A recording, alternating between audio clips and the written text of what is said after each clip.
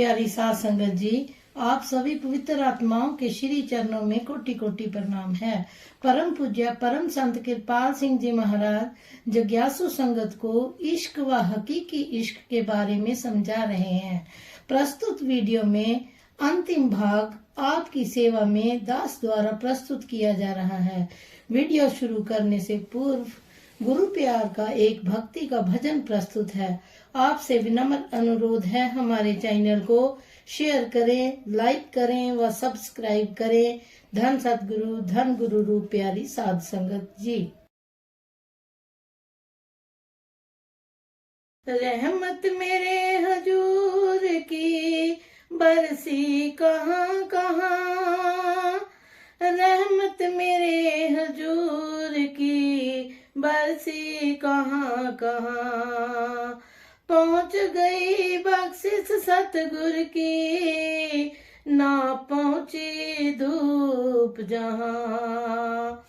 पहुँच गई बख्शिश सतगुर की, ना पहुँची धूप जहाँ।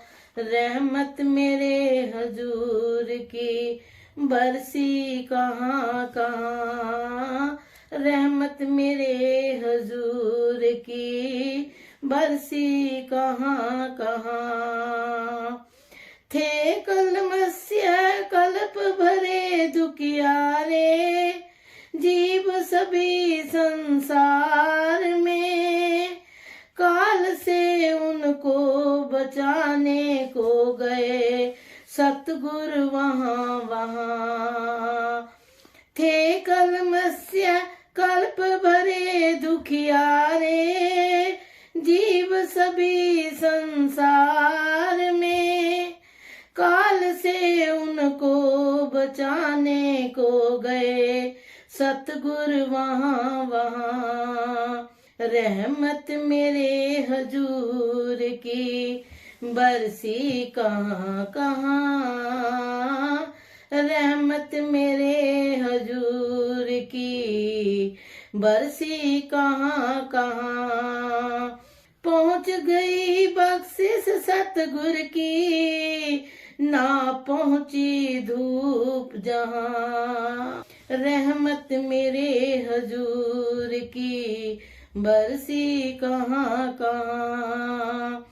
सावन कृपाल में भेद नहीं, ना ही अब ठाकुर में है। सावन कृपाल में भेद नहीं, ना ही अब ठाकुर में है।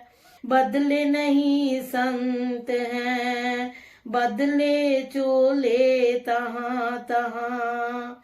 बदले नहीं संत हैं, बदले चोले तहाँ तहाँ।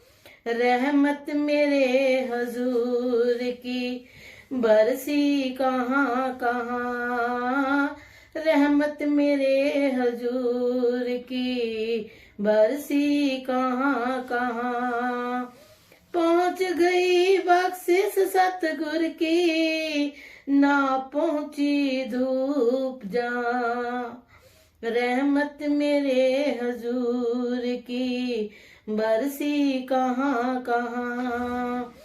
जब जब पड़ा लोभ मोह माया का फंदा, जब जब पड़ा लोभ मोह माया का फंदा। सतगुर मेरे अनंत अविनाशी, तोड़ा यहाँ वहाँ। सतगुर मेरे अनंत अविनाशी, तोड़ा यहाँ वहाँ।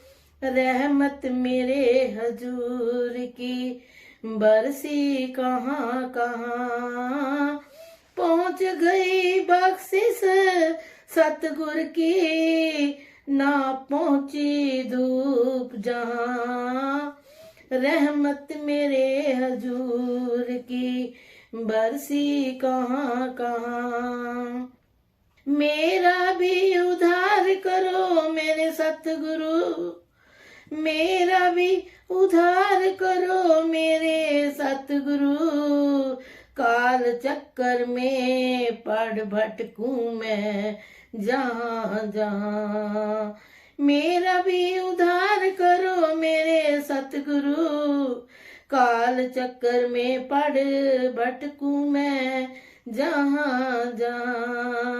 रहमत मेरे हजूर की बरसी कहाँ कहाँ, रहमत मेरे हजूर की बरसी कहाँ कहाँ। पहुँच गई बख्शिश सतगुर की, ना पहुँची धूप जहाँ। रहमत मेरे हजूर की बरसी कहाँ कहाँ। गुरु रूप प्यारी साध संगत जी, आप सभी पवित्र आत्माओं के श्री चरणों में दास का कोटि कोटि प्रणाम है। परम पूज्य परम संत कृपाल सिंह जी महाराज जी इश्क और हकीकी इश्क के बारे में आगे फरमा रहे हैं। लुकमान एक फकीर हुआ है, वो एक मालिक के पास जाकर नौकर हो गया। मालिक ने कहा कि जमीन में बढ़िया किस्म के जौ बीजने हैं। उसने क्या किया, मामूली जौ बीज दिए। मालिक ने पूछा 3-4 माह बाद की फसल तैयार हो गई है। कहने लगा कि हाँ मालिक। जाकर देखा तो वो ही मामूली किस्म के जौ थे। कहा मालिक ने कि अरे लुकमान, मैंने तुझे बढ़िया किस्म के जौ बीजने के लिए कहा था, ये क्या किया। लुकमान कहने लगा कि मालिक, वाकई मैंने जौ तो मामूली किस्म के ही बीजे थे, मगर मैं एक बात जरूर किया करता था कि खेत के किनारे बैठकर रोज अरदास किया करता था कि हे प्रभु, इनको बढ़िया किस्म के जौ बना दो। मालिक ने कहा कि तू बड़ा बेवकूफ है, मामूली जौ बीजकर बढ़िया किस्म की फसल की उम्मीद करते हो।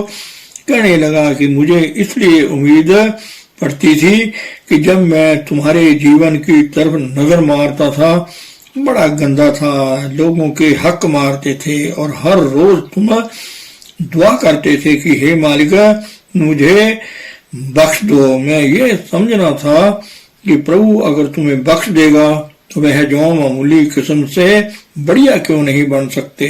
सोचो भाई, समझो, इंद्रियों के भोगों में दुख ही दुख है। ऐसा बीज बीजो जिससे आना जाना खत्म हो जाए। इश्क होवे तो हकीकी इश्क होना चाहिए। इसके सिवा जानते हैं जितने हैं आशिक, उन पर रोना चाहिए। यहाँ तुम ऐसो इशरत से टांगे पसार कर बेशकीमती बिस्तरों पर सोते हो। अरे भाई, कुछ आगे का सामान भी करो ताकि आगे भी सोना नसीब हो। कबीर साहिब फरमाते हैं, नींद निशानी मौत की, उठ कबीरा जाग, जाके संग ते बिछड़ा ताही के संग लाग। कुरान शरीफ में आता है कि नींद मौत की छोटी बहन है। जागो भाई, जिससे बिछड़े हैं उससे मिलो। कबीर सुत्ता क्या करे, क्यों उठना भजे मुरार, एक दिन सोवन होएगा लंबे गोड़ पसार। सोना जिस्म के आराम के लिए है। पहली जाग जब खुले तो उठ जाओ, फिर बैठ जाओ प्रभु की याद में। जिसको भी आराम मिल गया, थकावट दूर हो गई और प्रभु प्राप्ति भी मैं अर्ज करता हूँ कि नींद भजन में बन जाती है, रूह सिमट जाती है। तुम जागते हो, जिस्म को भी आराम मिल गया और रूह को भी। मगर हमारे यहाँ क्या हाल है, जिस्म को तो आराम मिल जाता है, रूह को नहीं मिलता। जैसे संस्कार वैसे ही ख्वाब आते हैं। जीवन को बना लो भाई, वरना पछताना पड़ेगा, रोना पड़ेगा। सफर बड़ा लंबा है। सफर शुरू हो जाए तब तो ठीक, मगर सफर अभी शुरू नहीं किया। जिस मकान की दीवार टेढ़ी रखोगे, आखिर एक दिन वह मकान गिर जाएगा। सो संयम का जीवन बना लो। आगे फरमाते हैं कि ना सो जब तक तुम्हें नींद तंग ना करे, नींद आ जाए तो सो जाओ, फिर पहली जाग उठो, प्रभु को याद करो। वैसे ही फजूल मत सो, यह कभी भी ना सोचो कि अब चलो फुर्सत है सो जाओ, नहीं भाई, कभी नहीं। सिर्फ उस वक्त सो जब नींद तंग करे। फालतू वक्त है प्रभु की याद में लगा दो, एक हो या रात उस प्रभु के हवाले कर दो। फालतू वक्त अब खुराक के बारे में है, वह भी भूख लगने पर खाओ, वैसे ही ना खाते रहो। हम पाउंड को बचाना चाहते हैं और पैनी की परवाह नहीं करते, तो पाउंड कैसे बनेगा? ऐसे ही तुम एक मिनट बचा लो, मुकम्मल हो जाओगे और प्रभु मिल जाएगा। हमारा आदर्श ही कोई नहीं है। कभी महात्मा बनना चाहते हैं, कभी दुनियादार बनना चाहते हैं, कभी दुनिया की सोबत में गिरफ्तार होकर सब पर पानी फेर देते हैं। आलम भी अगर बनना चाहते हो तो आदर्श बनाना पड़ेगा। हमारा आदर्श ही नहीं है, अपनी अकल नहीं है तो किसी महापुरुष की अकल ले लो, वो आपको सीधे राह डाल देंगे। जिस्म को भी पालो, बुद्धि के पहलवान भी बनो, मगर आत्मा का भी ध्यान रखो। हम आत्मा की तरफ ध्यान नहीं देते, नतीजा क्या है? जाते हुए रोते जाते हैं। पैदा तो रोते हुए आए ही थे, जाते भी रोते जाते हैं। बाहर कहीं चोरी हो जाए, टांग बाजू टूट जाए, कहते हैं मैं बच गया भाई। यहाँ तो हम अपनी जान को कितना जरूरी समझते हैं, मगर इधर दुनिया में हम जान की परवाह ही नहीं करते। इस जान को जाया ना जाने दो। एक एक सांस 3 लोक का मोल है, बड़ी कीमती चीज है।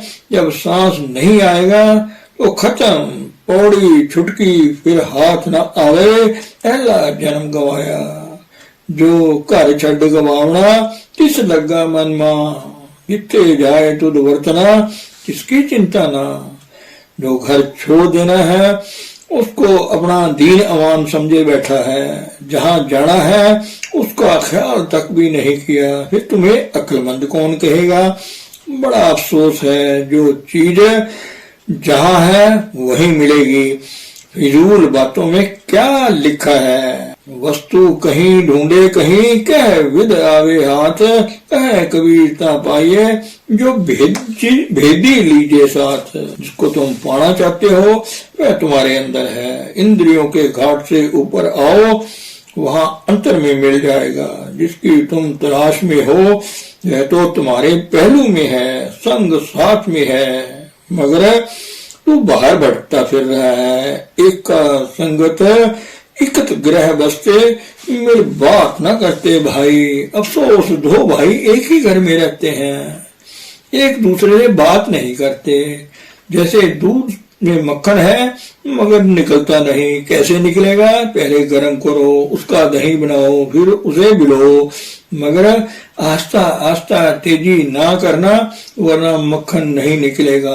आस्ता आस्ता बिलोने से मक्खन निकल आएगा। इसी तरह लकड़ी में आग है, मगर पता नहीं जब 2 टुकड़े आपस में रगड़ोगे आग निकल आएगी। उसमें आग पहले से ही मौजूद है। अरे भाई, प्रभु आपके अंतर है। संयम का जीवन बनाओ और तर्क भी होनी चाहिए, फिर वह प्रकट हो जाएगा। अब आगे फरमाते हैं कि हरदम उस प्रभु की याद रहे, हवाले होकर रहो। अंतर में जो खास आनंद है, लुत्फ है, उसको पाओ। तो यह मजमून प्रैक्टिकल ही है सारा। यह गलतियां हैं हमारी, इनका कुछ कुछ सॉल्यूशन हल पेश किया है। डायरी इसलिए है, रखोगे तो तुम महात्मा बन सकते हो, संत बन सकते हो। जब डाकू महात्मा बन गए, तुम क्यों नहीं भाई? यह उनकी बरकत है, जो करे ले जाए। वह मेरे हजूर की खास दया है। जो लोग आज फायदा उठा रहे हैं, बस इस रास्ते परमार्थ पर चलने के लिए 3 चीजें निहायत जरूरी हैं। पहले व्यवहार शुद्ध हो, जिस जरिए से खुराक आती है वो ठीक हो। अगर उसमें किसी का खून निचड़ा पड़ा है उसका असर पड़ेगा। ईमानदारी की रोजी हो। पहली बात इतिहासों में जिक्र आता है, दुर्योधन ने यज्ञ किया, भगवान वहां नहीं गए। कहाँ गए? विदुर के घर। वहां क्या खाया? साग। क्यों गए वहां? दुर्योधन की कमाई ठीक नहीं थी। गुरु नानक साहिब को भी मलिक भागों ने यज्ञ पर बुलाया था, मगर वो किसके यहाँ गए? लालोत्र खान के यहाँ। दूसरे दिन मलिक भागों ने गुरु नानक साहिब को बुलवाया और कहा कि मैंने बुलवाया था, आप आए नहीं, कहाँ रहे? कहने लगे गुरु नानक कि लालोत्र खान के यहाँ रहे। क्या खाया? यहाँ तो मालपूड़े खीर थी। फरमाया कि मैंने वहां 7 अनाजे की रोटी खाई। वहां क्यों खाई? फरमाया वे नेक नीति की, धर्म की और ईमानदारी की कमाई थी, उसमें दूध था। तुम्हारे इन महल मालपूड़ों में खून निचड़ा पड़ा है। गरीबों का पूछा ये कैसे हो सकता है? फरमाया गुरु नानक ने कहा देख लो, मंगवा लो। लालोत्र खान की 7 अनाजे की सूखी रोटी मंगवा ली, एक हाथ में ली और दूसरे हाथ में मलिक भागों के पूड़े लिए। निचोड़ा दोनों को। मलिक भागों के पूड़ों में से खून निकला और लालोत्र खान की 7 अनाजे की सूखी रोटी में से दूध निकला। जैसी रोजी आएगी वैसा असर आएगा। इतिहासों में जिक्र आता है, एक आदमी ने मकान लिया किराए पर। उस मकान में रोशनी पड़ती थी नजदीक वाले एक मकान की। वह घर भी एक बेसुआ का था। उस रोशनी में जो रोटी पकाए उसमें भी उसका असर पड़ता था। यह डायरी क्यों रखवाई गई है भाई? इसलिए कि किरत करके खाओ, अपनी कमाई पर रहो, इतना भी धारण कर लो, काफी है। महापुरुष आपके भले के लिए ये चीजें पेश करते हैं कि किसी तरह शिष्य मान जाए। गारंटी जो ले रखी है सत्यलोक में सतपुरुष की गोद में पहुंचाने की, सो कहना मान जाओ। भाई डायरी के बगैर बात नहीं बनेगी। मैं आप सबका भला चाहता हूँ, कर लो, वरना पछताना पड़ेगा। दुख मुझे भी होगा जरूर। एक प्रोग्राम जिंदगी का बना लो। गुरु के साथ प्यार ही सच्चा प्यार है, बाकी सब झूठ है। महापुरुषों की मिसालें दे देकर समझाने की कोशिश की जाती है। दिल में अगर सतगुरु के लिए प्यार होगा तो अंधे होकर भी सत्संग में आना मंजूर होगा कि नहीं, दरअसल हमें प्यार नहीं है, सच्चा इश्क नहीं है गुरु के साथ। जान प्यारी है, गुरु प्यारा नहीं है। गुरु को कौन प्यारा है? श्री गुरु गोविंद सिंह जी ने फरमाया, रहत प्यारी मुझको सिख प्यारा नहीं, हम असूल प्यारा है। एक दफा हजूर आए लाहौर में, मैं सत्संग में था। हजूर एक डॉक्टर के घर आए थे। मुझे पता चला, मैं शिशोपंज में पड़ गया कि मिलने जाऊं कि ना। आखिर सोचा कि सत्संग के बाद चलेंगे। तो जब गए तो आगे पता चला कि हजूर चले गए, तो वहीं से ब्यास को रवाना हो गया। आगे हजूर बैठे थे। अर्ज की हजूर मैंने ये गलती तो नहीं की? तो फरमाया हजूर ने कि तुमने ठीक किया है। सो भाई कहना मानना ठीक है, ड्यूटी निभाओ। जैसे पानी है ना, इंसान प्यासा मर जाता है न इसके बगैर, ऐसे ही सिख गुरु के बगैर तड़प तड़प के मर जाए उसको प्रेम कहते हैं। जैसे माँ बच्चे को देखकर खुश होती है, ठंडक पड़ती है, ऐसे ही गुरु को भी सिख के मिलने की खुशी होती है। तो भाइयों गुरुमुख बनो, एक उसी का चितवन करो, मंजिल पर पहुंच जाओगे। और मैं फख्र से कह सकूं कि आप हजूर के दरबार में आने वाले हैं। धन सतगुरु, धन गुरु प्यारी साध संगत जी।